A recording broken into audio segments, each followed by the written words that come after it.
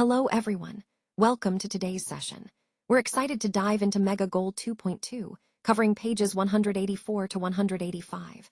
The focus today is on Unit 12, titled What Would You Do? And the activity is Listen and Discuss.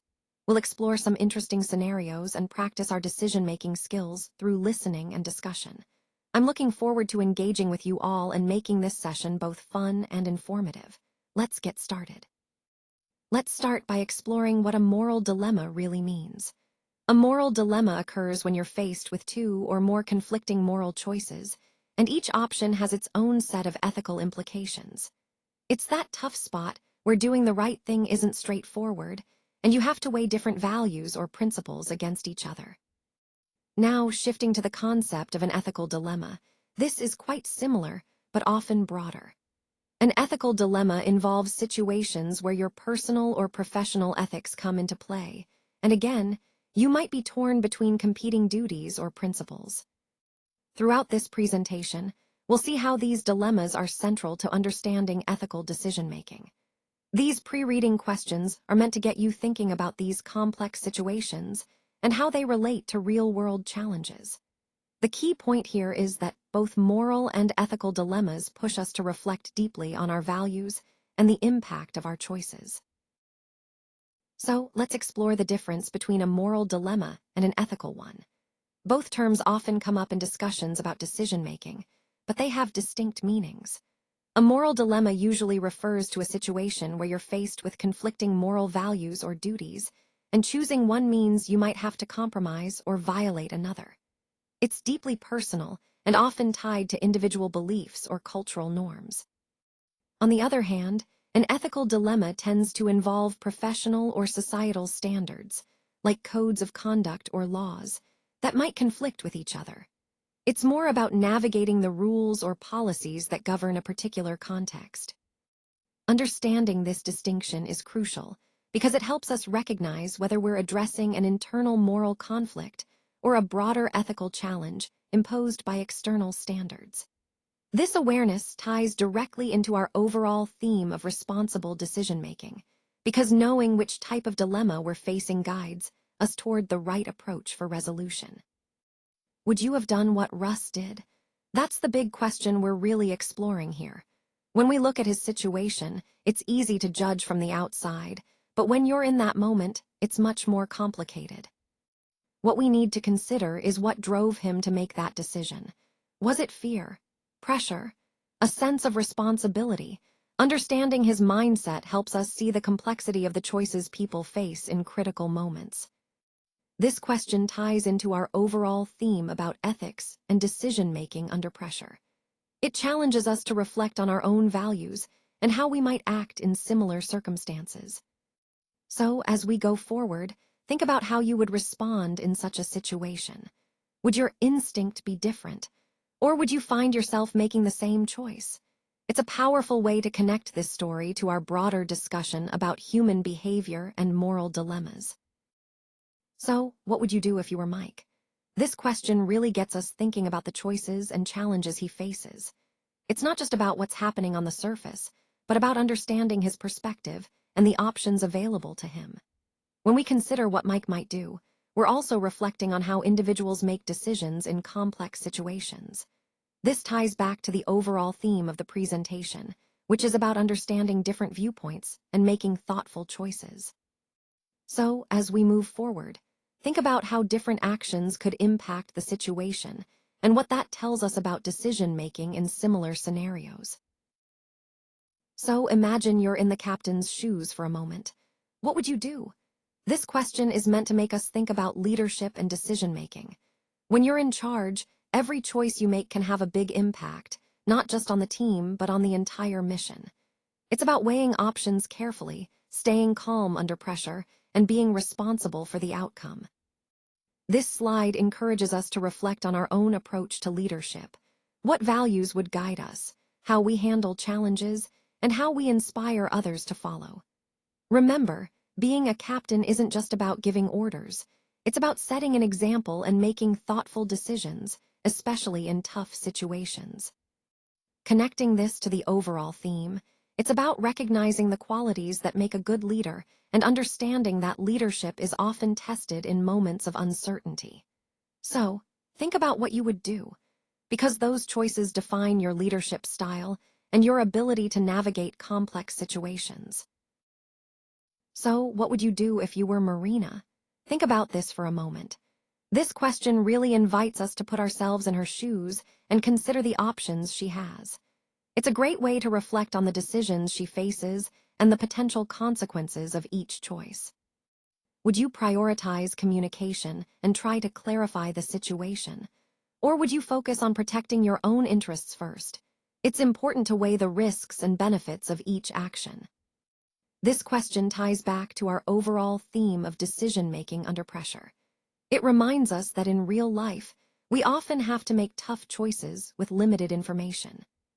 So I encourage you to think about what you might do in her position. What would be the most responsible, ethical, or strategic move? And how might your decision influence the outcome of the situation? Let's take a moment to look at the word terminal. When we hear this term, what's the first thing that comes to mind? Well, in the context of airports, the terminal is essentially the main building where all the action happens. It's where passengers check in, go through security, and wait for their flights. Think of it as the central hub of the airport, connecting everyone to their journey. Understanding this is key because the terminal is more than just a building. It's a critical part of the travel experience. It's designed to facilitate smooth movement and provide all the services travelers need. Whether it's ticketing counters, baggage claim, or shops and eateries, everything is located within this main structure. So when we say, find a word that means the main building at an airport, we're focusing on a word that captures that central, vital role. It's a simple concept, but fundamental in understanding how airports operate and how we navigate our travel process. This idea ties into the bigger picture of transportation hubs and their importance in connecting people and places efficiently. All right, let's explore some vocabulary related to water and ice. First, we have the phrase to drown. This means to die underwater because you can't breathe. It's a serious situation that highlights the danger of being submerged without a way to breathe. Next, we have to sink, which simply means to go down underwater or to descend beneath the surface. This word is often used when objects or people go beneath the water intentionally or unintentionally. Lastly, we have iceberg, which is a large block of frozen water floating in the ocean. Icebergs are impressive and massive, and they remind us of the power and beauty of nature's frozen forms.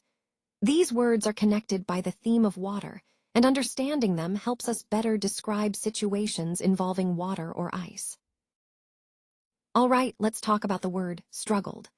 Find a word that means trying hard to do something that is very difficult. When we say someone struggled, it usually means they faced a tough challenge and put in a lot of effort. It's an important concept because it shows perseverance and determination. We all encounter struggles at some point, and understanding this helps us appreciate the effort people put into overcoming obstacles. Remember, struggles are a part of growth, and they tie into the overall theme of persistence and resilience in our journey. What this slide is really telling us is that we should never give up on our goals. Instead, we need to accept that success often comes with some challenges and difficulties along the way. It's a reminder that obstacles are a natural part of the journey toward achievement. When we face setbacks, it's important to remember that these hurdles are actually signs that we are moving in the right direction. Overcoming them helps us grow and get closer to our goals. This idea ties into the overall theme of perseverance and resilience, showing us that persistence is key. So, the next time you encounter a tough patch, remember that it's just part of the process, and success is often preceded by some difficulty.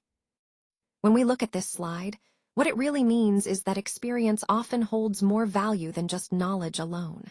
You see, knowledge is important. It's the foundation of learning and understanding. But experience is what transforms that knowledge into real-world skills. So when we say that experience is more important, we're emphasizing that actually doing something, making mistakes, and learning from those mistakes teaches us lessons that mere facts can't always provide. Experience builds judgment, confidence, and adaptability, qualities that are crucial for success. This ties directly into the overall theme of our presentation, which is about growth and continuous improvement. It's a reminder that acquiring knowledge is just the start. Applying that knowledge through experience truly shapes us and prepares us for future challenges. Now, let's look at some key vocabulary words that can really help us answer questions more effectively. First up is tempted. This word describes that feeling when you're drawn to do something, even if you know it's not the best choice. Recognizing temptation can help us understand characters' actions better. Next is dread, which means a strong feeling of fear or anxiety about something that might happen. It's important because it shows us how characters feel about future events. Then we have morally. This adverb relates to what is right or wrong from a moral standpoint. When we discuss decisions or actions, considering what is morally acceptable helps us evaluate characters' choices. Moving on to motivate, which means to provide someone with a reason or encouragement to do something. Understanding motivation is crucial for analyzing why characters act the way they do. The word vanish means to disappear suddenly or completely. It's often used in stories to describe something that is no longer present, which adds to the mystery or tension. Next is responsible, which refers to being accountable for one's actions. Recognizing responsibility helps us understand characters' roles and their consequences. All these words connect to our overall theme of understanding characters and their decisions. Using these vocabulary words thoughtfully can deepen our comprehension and help us answer questions more thoroughly. So, in this part of the story, he's flying to his brother's wedding. You can imagine how important that is for him and his family. Notice that even though he sees a man in need, he chooses not to help and instead hurries to catch his flight. This highlights a focus on personal priorities over helping others, which is a recurring theme. Next, we see him contemplating cheating on a test because he can't remember the answers. This moment really underscores the pressure students face and how temptation can sometimes lead to poor choices. It's a reminder of the importance of honesty and integrity, even when it's tough. Then there's a situation where only 9 passengers can fit somewhere, maybe on a bus or a plane. This point emphasizes limitations and making choices about who gets to go, which ties into the bigger theme of decision-making and fairness. Finally, we have a girl who believes that by buying a cell phone, she'll make her parents proud. This reflects her motivation to achieve something meaningful in her eyes and shows how personal goals are connected to broader family expectations. All these points connect to the overall idea of choices, how we prioritize, the temptations we face, and what we value most. It's about understanding the factors that influence our decisions and how they shape our lives.